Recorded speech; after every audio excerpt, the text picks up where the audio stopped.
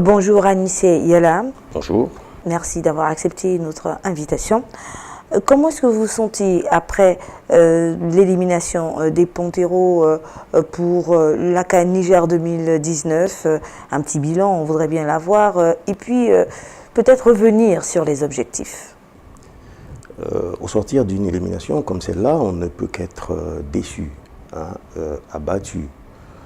Voici l'état d'esprit dans lequel nous nous sommes tous retrouvés au soir du 21. Les objectifs, il y en a toujours. C'était mettre sur pied une équipe nationale des U20 compétitive. C'était reverser en catégorie supérieure un certain nombre de garçons, mais c'était aussi et surtout une qualification. Maintenant, au vu de ce qui s'est fait, il y a des garçons qui vont, je peux le dire sans risque de me tromper, accéder en catégorie supérieure. Nous parlons là de sélection. Il y en a même plus de 2 ou 3 qui sont déjà suivis par la sélection des A. Vous imaginez le bon qu'il peut faire. Allez me dire s'il n'y a pas eu de progression.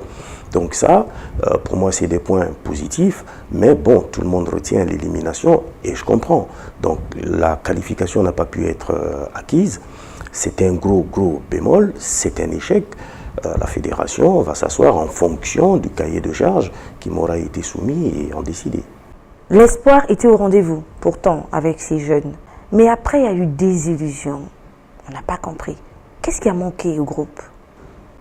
C'est difficile à expliquer. C'est des garçons que je n'ai pas reconnus dès l'entame déjà de la rencontre.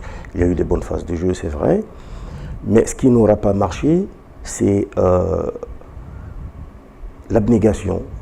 L'abnégation, c'est le réalisme et la concentration que les garçons n'ont pas sur une durée importante, ou sinon lorsque ils ont, comme on dit,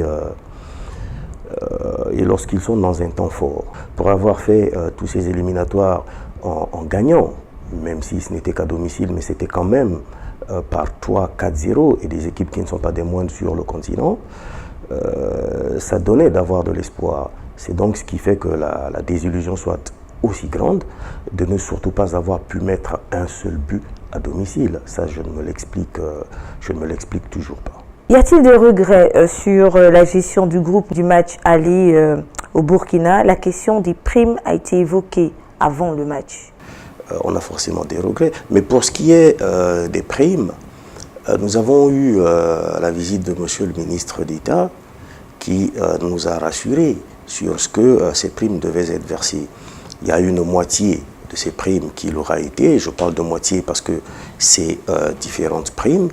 Il reste donc celle contre le Togo.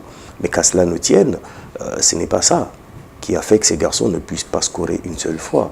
D'accord ? Des regrets, j'en ai parce que je n'ai pas su détecter au bon moment, sinon avant le match, peut-être même avant de donner le 11 de départ, qu'il y avait des garçons qui voyageraient le lendemain du match pour passer des essais. Donc vous comprenez un tout petit peu que dans cet état d'esprit, les garçons ne sont pas les plus disposés à aller au charbon, comme on dit dans notre milieu. Donc toutes ces petites choses-là réunies me font dire que quelque part, il y a des frères, parce que pour la plupart des managers, c'est des Gabonais, qui ne rendent pas service non plus à la nation, parce que perturber les enfants alors qu'ils ont un match aussi capital, une qualification, c'est pas gentil. Quel avenir aujourd'hui pour vous? Quel avenir aujourd'hui pour ces jeunes? Pour ce qui est de l'avenir des jeunes, je dirais qu'ils méritent d'être suivis. C'est de continuer à travailler tout simplement parce que ils sont, de par leur âge, ils ont forcément une grosse marge de progression. Ils ont montré de belles, sinon de très belles choses. Ils ont plein de qualités. Ces garçons suivis, je reste convaincu qu'on aura, dans des années à venir, mais pas aussi lointaines, une équipe nationale bien plus compétitive. D'accord ? Et pour ce qui est de mon avenir à moi, c'est la fédération à en décider. Je ne suis sélectionneur national que parce que, au sortir d'un CODIR, mon dossier aura été retenu. Et puis, peut-être une petite question personnelle. Avez-vous déjà discuté avec l'employeur? Non, pas encore. Mais bon, je reste convaincu que ça va se faire dans pas longtemps, connaissant la façon de travailler de la Fédération gabonaise de football. Et peut-être pour terminer, hein, de façon personnelle, qu'est-ce que vous pouvez retenir de cette aventure? Ou qu'avez-vous retenu de cette grande aventure? Je retiens de cette aventure qu'elle aura été palpitante, hein, émouvante. Mais malheureusement, la pirogue a chaviré à quai.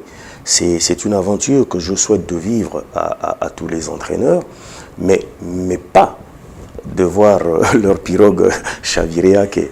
Donc voilà un tout petit peu ce que je retiens de cette aventure-là. Il y a eu de la camaraderie, c'est des enfants que nous avons appris à connaître au fur des jours et voire des semaines. Ça a été enrichissant.